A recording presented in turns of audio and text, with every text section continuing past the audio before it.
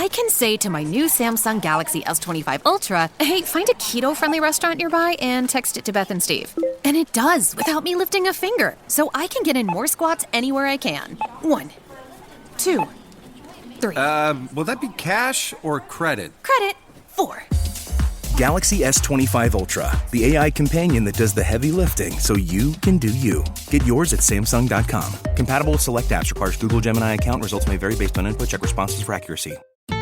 Building a portfolio with Fidelity Basket Portfolios is kind of like making a sandwich. It's as simple as picking your stocks and ETFs, sort of like your meats and other toppings, and managing it as one big, juicy investment. Now that's pretty good. Learn more at Fidelity.com/baskets. Investing involves risk, including risk of loss. Fidelity Brokerage Services, LLC. Member NYSE SIPC. Welcome to the Dulce Candy podcast. I am Dulce Candy, and some of you guys might know me as a content creator, meditation teacher, published author, or maybe that wild chapter in my life as a war veteran. Throughout these different chapters of my life, I've learned a thing or two about resilience, about finding calm amidst the chaos, and about this crazy roller coaster of a life. What is this podcast all about? We're diving deep into everything from the power of meditation, spirituality, those big aha moments that shape our journey, and everything that can bring us back into alignment so we can live a happy, healthy, and holistic life. I'm also super excited to bring on some amazing guests. Think of your most inspiring friends, the ones that have taken the road less traveled and they're living their passion. Yep, we're going to be having some beautiful heart-to-heart conversation with our beautiful amigas. Whether you're here hoping to discover more about yourself or simply looking for some real-life stories and a touch of wisdom, or maybe you just need a little company during your coffee break, girl, I got you. I know that life can get messy, right? But it's also so beautiful, surprising, and full of lessons. And trust me, together we'll find the silver linings and laughter in all of it. If you're into real talks, a dose of inspiration, or just curious about how others navigate their wild journey called life, stick around. And hey, if you ever find yourself needing a moment of calm, I've got some guided meditations lined up just for you. So ready to hop on this ride with me? Then let's dive in. This is the Dulce Candy podcast. Hi everybody, welcome back to a new video. I am so happy to be back on the channel. Trust me, I have been wanting to come back. It's just that the end of the year got so hectic, and I'm not about to give you guys excuses, but the reality is that I feel like I took on a little too much, and I was even trying to sit down and film a video in a podcast, and I literally had nothing to say. I had zero to offer my community. And so I focused a lot of my attention on Instagram because I still love to show up. It's just that I didn't feel like I had anything of substance towards the end of the year. And I accredit that to the fact that the end of the year can be very overwhelming. And there's so many things going on, so much holiday shopping, so much of like just managing family events and relationships and all of that, that I'm still recovering, if I'm being honest, from the holiday season. And on top of that, the end of the year can be a very exciting time, not only because of the holidays, but also because, it's kind of like the closing of a chapter and the starting of a new one, right? So we're focusing on setting goals and plans and systems, and we're painting our vision boards, and we're having a bigger vision of what we want 2024 to feel like. That spending a lot of time even thinking about what you want in life can also be very energetically draining, and that's where my energy has been. So I haven't been able to give myself so much. So that's one of the reasons I was so inspired to do this video, was because we're going to go through some journal prompts inspired by the new year energy. And also yesterday was the new moon in Capricorn. But I don't really tune into the, astrology in that sense, or the themes of astrology. I know a little bit about zodiac signs and things of that nature, especially Capricorn, because my husband is a Capricorn. And I wanted to tune into the energy of the new moon, which signifies new beginnings. And that also relates to that new year energy, which is very exciting, but could also be disappointing and overwhelming. So the question is, how can we approach the new year in a healthy way that doesn't put too much pressure on ourselves? My intention this year is to live a lot more in flow with life and not feel resistance, or like my beautiful friend Dr. Elizabeth taught me, not feel like I have to force things or bring things into my life using force and, like trying and trying. Effort, of course, is really important. Hard work is really important. You can't just sit on your butt and expect things to flourish.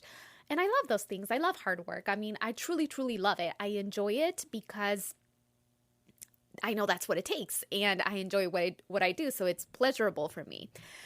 And I hope it is for you guys as well. I know it is for you guys as well. For many of you guys are also working towards your dreams and your goals and everything. So let's begin with question number 1. So make sure you grab your little blanket, your little tea, or your coffee, or whatever you're going to be drinking. Just cozy on up with your girl, Dulce Candy, and we're going to jump right into it. So prompt number 1, make a list of 1 to 5 things that you are going to say no to. No with a period, not no with an explanation. You're just going to say no, and that is valid. I wanted to start with that because we can easily get caught up in the loop of saying yes to a lot of things that are not going to bring us happiness. Maybe we say yes to things out of fear, or we say things to, things that are not in alignment with us. They're not going to take us towards the path that we're working towards. Or maybe we feel guilty, or we are people pleasing, so we tend to say yes to those situations or people. So you can say no to people, or you can say no to situations that are going to drain you energetically, that are not going to bring you joy. And something that I came across several years ago, somewhere on the internet, don't say yes to something unless it's a hell yeah, like heck yeah, like I want to do this. If it's not that like, yes, I want to do that, then it's probably not in alignment for you. And I think it's also really important to tune into ourselves and our heart. So whenever we're faced with a decision that, we're not sure what to say to that, whether we should say yes to that decision or no, always tune into your heart, because your heart and your body is just going to intuitively know what the right thing for you to do is. So always tune in and ask yourself first and foremost if this decision is what you truly want to do. And if you really want to do it, if it's a yes, it's going to feel peaceful. It's going to make you feel calm and relaxed. And if it starts to make your stomach upset, or maybe you feel a pressure on your chest, or you have anxiety over something, then it's probably not in alignment for you. So our body does not lie. Our mind and our body are connected, and they communicate with one another all the time. So if something is off, then our body is going to also let us know. So it's important to tune into ourselves so we can get that right answer. And I'm not talking about, let's say someone asks you to do a presentation at work and you're terrified of public speaking, and you tune in and you're like, should I do this? I'm not talking about the possible fear or anxiety that you're going to feel from saying yes to something that you're afraid of doing. Even that is, you're going to know in your heart, Dulce, or, Bethany, this is the right answer. This is the right answer. You need to do this, regardless of the feelings that you're feeling, like you need to do this so you can elevate to the next level. There's going to be a difference, but there's some things that just totally feel off, and that's totally okay. I think the important thing here is to honor that. So making a list of the things that you're going to say no to is going to visually allow you to see and to remind yourself, I back in January, I said I was going to say no to these kind of things, and it's important to have that. So Let's begin the year by focusing on what we're going to say no to so that we have energy for the things that bring us happiness, joy, and expand us into the future. Now, the Capricorn season, which is happening right now in January 2024, the new moon, it's all about practicality and taking action and doing the work, right? So this next prompt is inspired by just that. How can I take more responsibility for my own life? One of the biggest changes that ever happened in my life was, I think in 2020, I had this realization, and believe it or not, I didn't have this before. So in my 30s, like 32 or something, I had the realization that I cannot blame others for the way that my life is.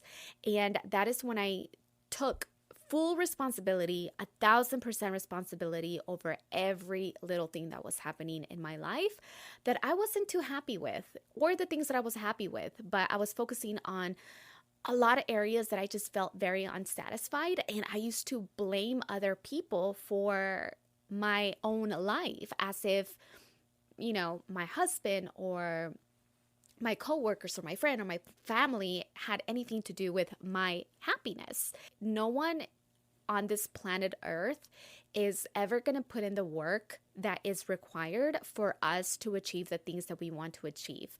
Yes, it's important to obviously know people that are going to help you in your journey.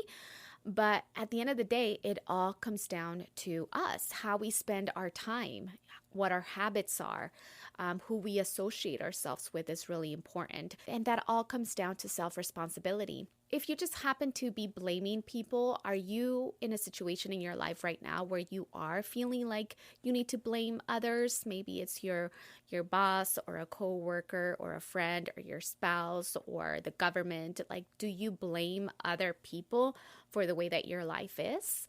And if so, it's fine. You know, the important thing is that we acknowledge it and we write it down so we can have the shift and be like, I don't need to blame the government for the way that my life is or my boss. If I'm not happy here, there's things that I can do. I have the power to make the change. Ultimately, you and I are the driving force behind our own personal growth and personal development. Okay, so prompt number 3, I want you to complete this sentence. I can set myself up for success by... So let's take our morning routine, for example, right? So I can set myself up for success by, and success, of course, is defined differently for many people. Maybe success to you, for me personally, success is inner peace. I need to feel inner peace. I don't need to have $1 billion to be successful if I'm not going to be peaceful within.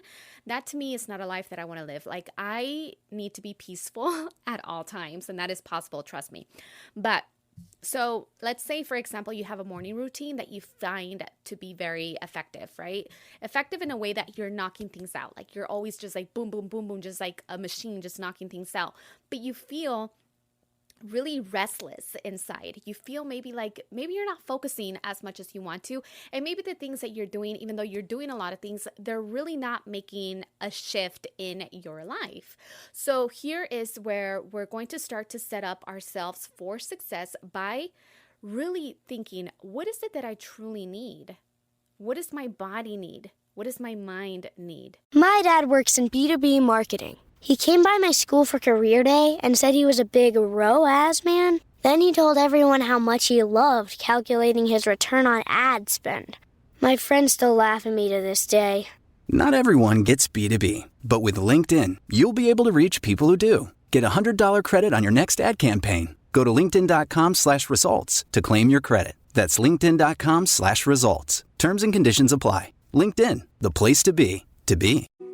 This episode is brought to you by Coffee Mate. After watching this season of the HBO's original series, The White Lotus, this is the tropical getaway I needed. One more pina colada, please. Hey, you're not on mute. Oh, I thought I was in paradise. Turns out it was my Coffee Mate. Coffee Mate pina colada and Thai iced coffee flavored creamers. Inspired by the newest season of HBO's original series, The White Lotus. For the love of coffee. Try now. Where can I be best of service where there is no ego involved? What are the changes that I need to make in my mindset so I can be a more positive, optimistic person? Have I been feeling pessimistic and negative? Have I been consuming a lot of media that has me feeling like maybe I'm not enough, or like the world is a dangerous place? And so maybe you're having a lot of restless dreams or nightmares because of that nature. So we really have to focus on discipline and really putting things into place that are going to help us flourish in the most beautiful and healthy way. All right, let's go on to the next prompt. I will connect with nature in the following ways. Let's make a list. Now, I wanted to include this prompt because in the hustle and bustle of the new moon energy, the new year energy, the Capricorn energy of being practical and everything, there tends to be an imbalance, and we start to shift into just doing and not enough being, right? We're not here. We're focused on our never-ending to-do list. So I find that when we reconnect back to who we truly are, which is nature, things become a lot easier. We start to relax our shoulders a little bit more. We start to enjoy our life a little bit more, and we enjoy the journey, right? And we often hear that the most important element in this whole entire process of achieving things is the journey. It's not really the end goal, because that's truly where you're doing all of the learning and experiencing life. And oftentimes that end goal, when you reach it, maybe it's not as glamorous as you thought it would be, but it's also just a moment, right? So I've had that experience in my early 20s whenever I finally launched a product or did a special, collab or something like that. And we had this big event. That event was like the epitome, the peak event, the highlight where the goal was met. We were at the top of the mountain, and literally the next day, or even after the party, I would go home feeling like, what now? Like I would feel like I just came down from the hill and I'm like back at the bottom, like what now? And that's when I realized the importance of not striving for the end goal per se, not making that like the big moment, but enjoying the beautiful journey, because that's what it truly is all about. Sometimes we feel like oftentimes the goals that we have are not going to look anything like the goals that, the Lord has in store for us. So reconnecting ourselves back to nature, whether that be through daily walks to slow ourselves down a little bit more. Maybe it's just grounding outside barefoot. Maybe it's drinking your coffee in the morning outside with some sunshine. Maybe doing more hiking. Maybe making more time to just go on a date with yourself and enjoy something outdoors outside of the environment of the hustle that is, pretty embedded into a lot of us.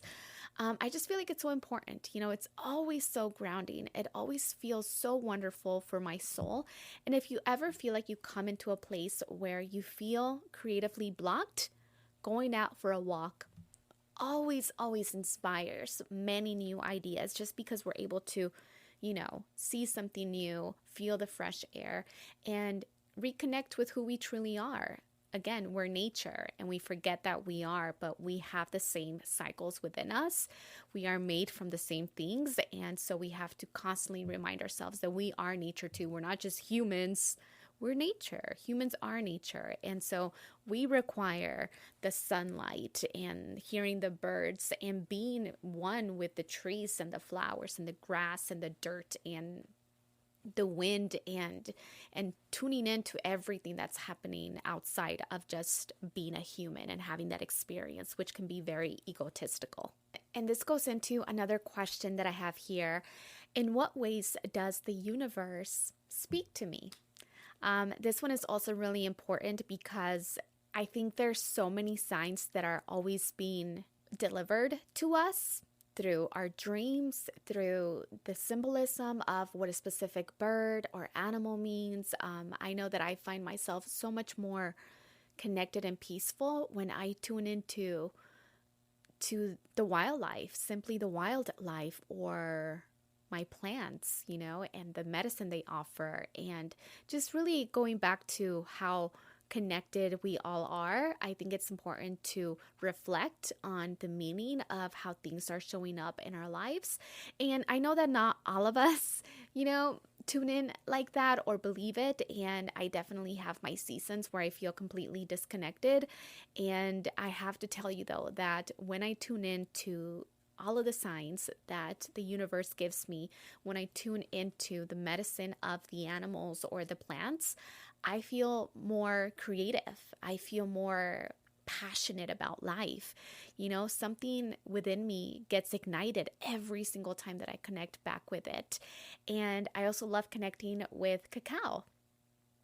So make a list of things that connect you with your intuition, with your inner self, with that beautiful wisdom that does live within all of us, where we're able to bypass the facade of, our ego roles as humans, as a mom, as a wife, as a teacher, as a creator, whatever it is that we are. Tuning into that, I feel like it really does, personally for me, just make my life more enjoyable and meaningful and inspiring and passionate. And the last prompt that I wanted to share with you guys is, what do my dreams feel like? Now, this one can go in two ways. Your actual dreams that you're having at night, what do they feel like? Because dreams can tell us a lot about how we really are feeling in our mind, things that we're not really paying attention to. And then dreams show up and we have the craziest, wildest, disturbing dreams. That can really say a lot about our internal state of being. But also, how do your actual dreams feel like? Your goals and aspirations, do they excite you? Do they move you? Are you excited to pursue them and to bring them into reality? Or are you kind of nonchalant, or maybe you're feeling uninspired? And if you are, why is that so? Especially if you are in the beginning of your self-discovery journey. And truth be told, this is an ongoing journey till the end of life, because as we're always constantly evolving and growing, we're going to have different passions, and we're going to have different purposes, and we're going to have a different meaning for every area of our life. It's not always going to stay the same, because we're all evolving and we're changing. And so it's something that naturally happens. So if you don't know what your real dreams are, this is where journaling is such a powerful practice, because you start to find the answers, through your meditation, through the quieting of the mind, and going into that space of stillness where all of the infinite possibilities exist. That's one of the ways that meditation has helped me in my life tremendously, is going into the space in between my thoughts where there's silence, nothing, yet everything is existing in this space, right? Because if you think about it, in between one thought to the other, there's always this small little space where anything can happen. And so by tuning into that space, you can drop in there once in a while through a meditation practice. You can start to bring ideas that you otherwise would not have, because the mind is constantly moving. So this is why meditation is very, very important.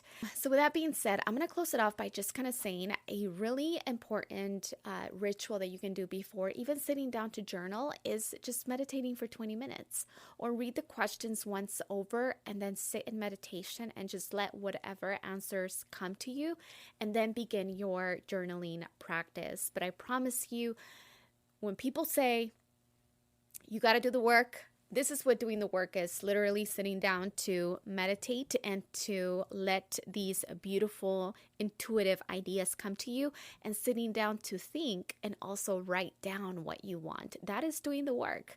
And that alone will set you apart, because not a lot of people take the time to do something so simple, yet so profound and so life-changing.